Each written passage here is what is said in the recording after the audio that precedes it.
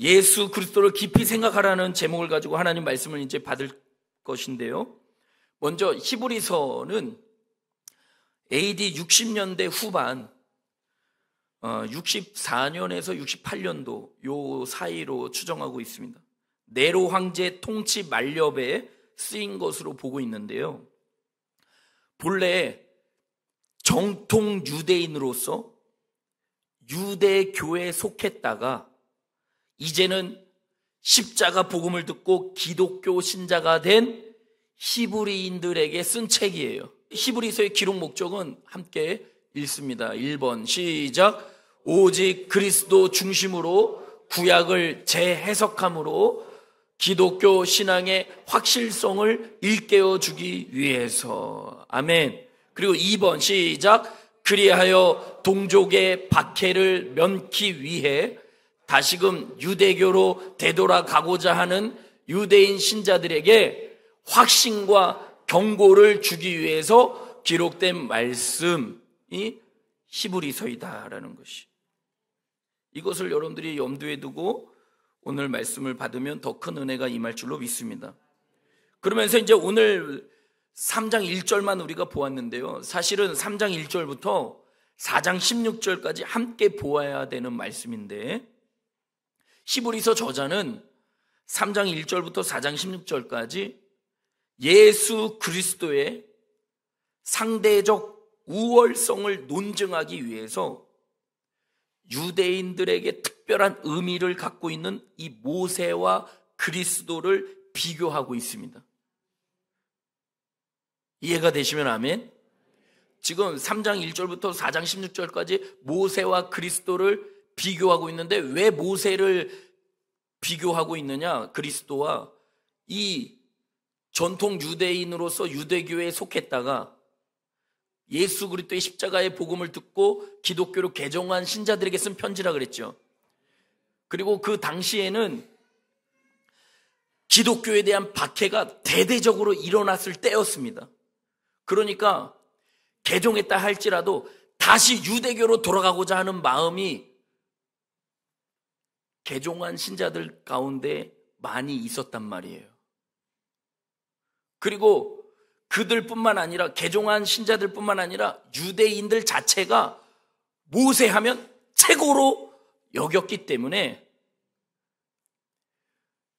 예수 그리스도의 십자가의 은혜를 허락하신 그 예수님보다 모세를 더 우월하다고 생각하는 그 유대인들에게 모세와 그리스도를 비교해 가면서 모세는 예수님한테 비하면 아무것도 아니다. 모세는 유일하게 하나님과 대면하여 대화를 했었고요. 또 율법의 진수인 십계명을 하나님으로부터 직접 받은 사람이었잖아요. 그래서 이를 알고 있는 유대인들은요, 얼마나 모세에게 이끌렸는지 미루어 짐작할 수 있습니다. 그래서 히브리서 저자가 말하기를 모세가 아무리 탁월하다 해도 모세의 탁월함에도 불구하고 모세의 인도하에 이스라엘의 실패를 증거로 제시하면서 모세보다 예수 그리스도가 훨씬 더 우월하다. 그러니까 너희들 정신 차려라. 유대교에 있다가 기독교로 개종한 히브리 성도들, 너희들 지금 잘하고 있는 거야. 흔들리지 마라. 다시 유대교로 돌아가지 마. 너희들이 생각했던 모세보다 훨씬 우월한 자가 예수 그리스도이시다라는 것을 4장 16절까지 계속해서 비교하면서 권면하고 있는 것인데 다 할 수는 없고 대표격을 띠는 1절만 오늘 본문으로 삼았고 이 말씀을 통해서 우리가 마지막 세 말씀을 받기를 원합니다. 오늘 3장 1절 다시 보면 그러므로 함께 하늘의 부르심을 받은 거룩한 형제들아 되어 있죠. 아멘. 그러므로 함께 하늘의 부르심을 받은 거룩한 형제들아. 옆에 성도 보면서 시작. 그러므로 함께 하늘의 부르심을 받은 거룩한 형제들아. 유대교에 있었지만, 유대인으로서 유대교에 있었지만 그리스도의 복음을 듣고 기독교 신자가 되기로 개종한 너희들, 하늘의 부르심을 함께 받은 너희들, 할렐루야. 하나님의 부르심을 받은 거룩한 형제들이라는 것을 월요일날 새벽 부흥에 설교했던 우리의 정체성은 뭐라고요? 하나님의 자녀다. 그러니까 다시 유대교로 돌아갈까? 왜? 예수 믿는다는 이유로 박해가 너무 심하게 오니까, 대대적인 박해가 이제는 그 로마 전역에 일어나다시피 하니까 흔들리니까, 흔들리지 말라고 정체성을 일깨우는데 그게 뭐예요? 함께 하나님의 부르심을 받은 거룩한 형제들이라. 아멘이죠? 하늘의 부르심을 내가 구원받고 싶다고 해서 구원받을 수 있는 게 아니에요. 내가 믿고 싶다고 해서 믿을 수 있는 것이 아니에요. 창세전에 구원하시기로 택한 자녀만이 구원받는 것이에요. 그러니까 하늘의 부르심을 받은 거룩한 형제들이라고 얘기했을 때는 너희들이 하나님의 거룩한 자녀로 부름받은 것은 하나님의 뜻 가운데 이루어진 것이다. 그것을 다시 한번 일깨워주면서, 그러면서 흔들리고 있는 그들을 향하여 뭐라 그러느냐? 우리가 믿는 도리의 사도이시며 대제사장이신 예수를 어떻게 하라? 깊이 생각하라. 근데 그 앞에 뭐예요? 하늘의 부르심을 받은 거룩한 형제들아, 너희가 믿는, 우리가 믿는 도리의 사도이시며 대제사장이신 예수를 깊이 생각하라고. 여기서 사도는 헬라어로 아포스톨로스라고 하는데요, 이 뜻은 보냄을 받은 자라는 뜻이에요.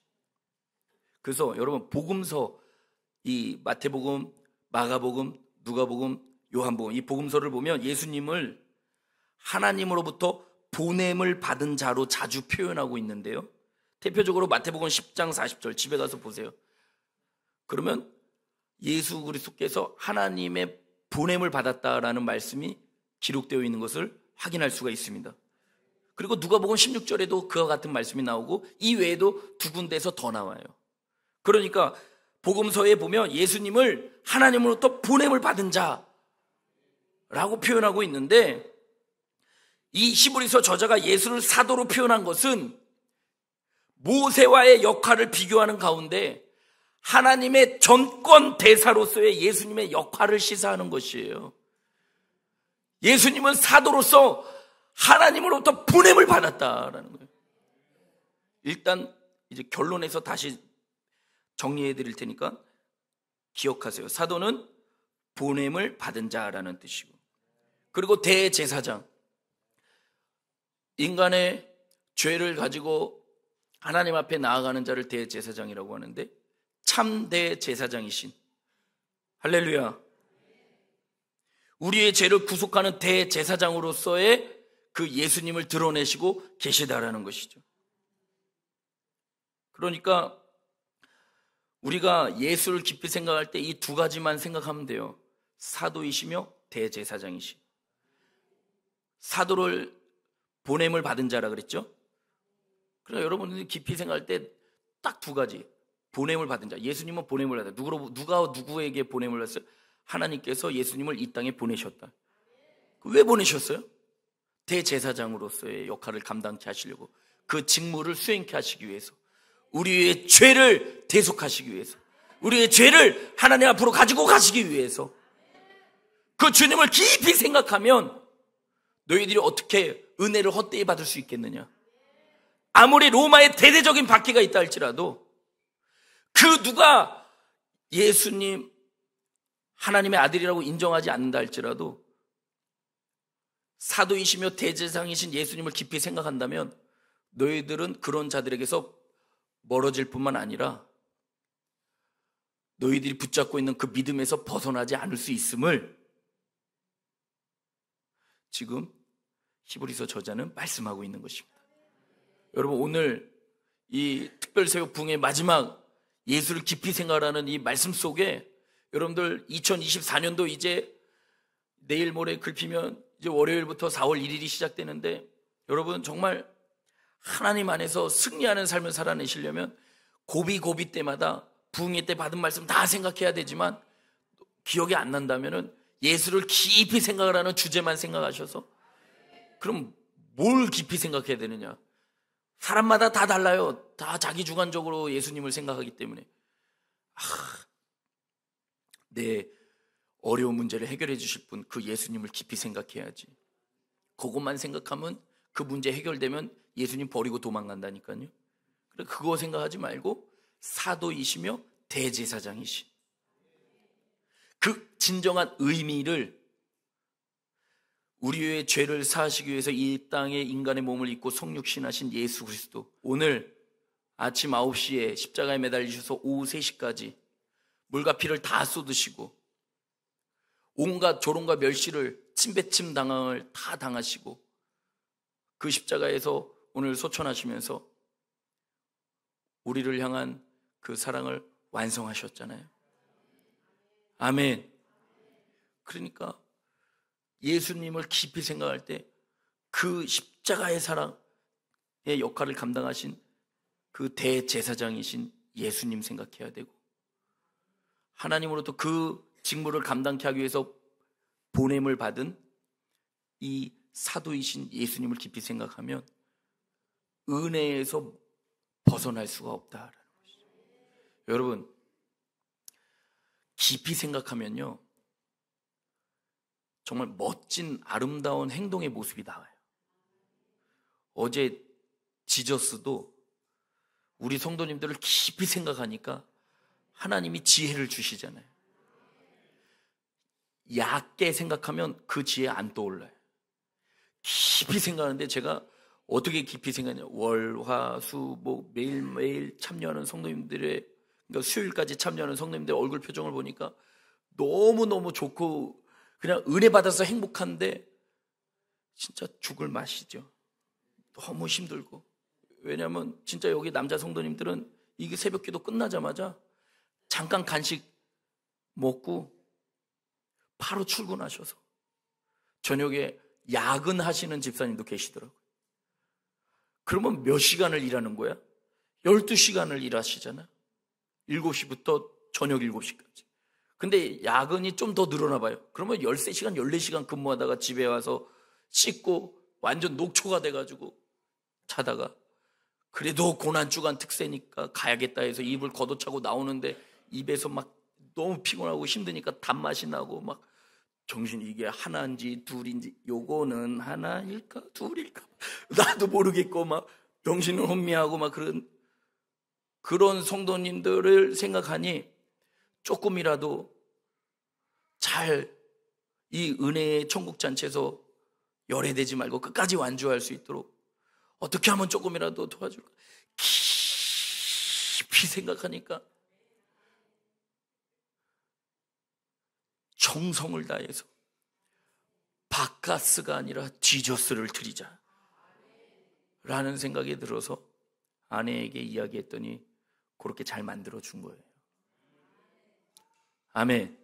그러니까 여러분, 우리가 그냥 한 사람을 깊이 생각해도 그 사람을 위해서 무언가 해주고 싶은 마음, 그리고 그 사람이 나에게 했던 고마운 마음, 성도님들이 저한테 고마운 거 저가 생각하니까 너무 많더라고요.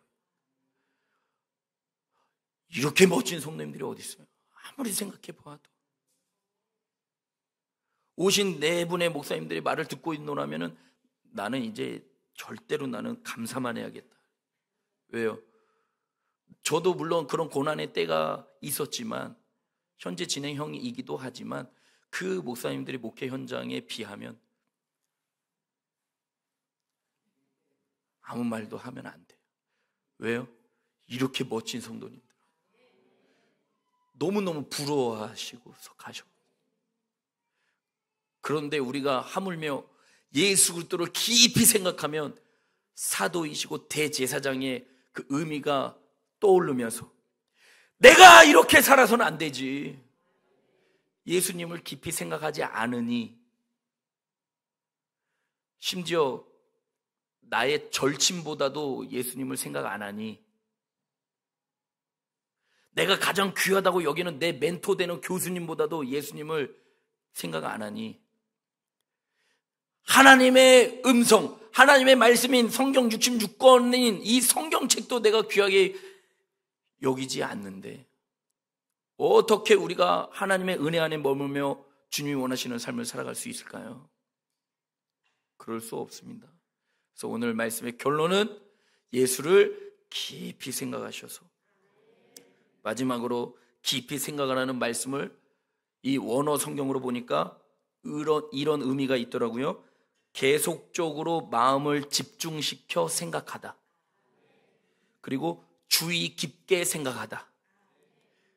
여기서 제가 여러분과 나누고 싶은 것은 계속적으로 마음을 집중시켜 생각하다라는 것이, 그러니까 예수님을 깊이 생각하라는 것은 여러분들 어떻게 적용해야 되느냐, 한 번 하고 한 달 후에 하고 또 2달 후에 하고 어쩌다 한 번 할 때 깊이 생각해야지, 그것이 아니라 지속적으로, 계속적으로. 이럴 때 아멘 크게 하시면 끝나요. 지속적으로, 계속적으로 깊이 생각할 때 십자가의 은혜가 다시 한번 나에게 큰 은혜와 감동으로 다가와서 그 주를 위해 살겠다는 마음으로 나아가게 되는 은혜를 잊게 됨을 믿으시고, 여러분들 특별 새벽 부흥회가 끝나더라도 말씀에서 벗어나지 않은 상태에 기쁨으로 나아가는 우리 복된 성도님들 다 되시기를 예수님의 이름으로 축복합니다.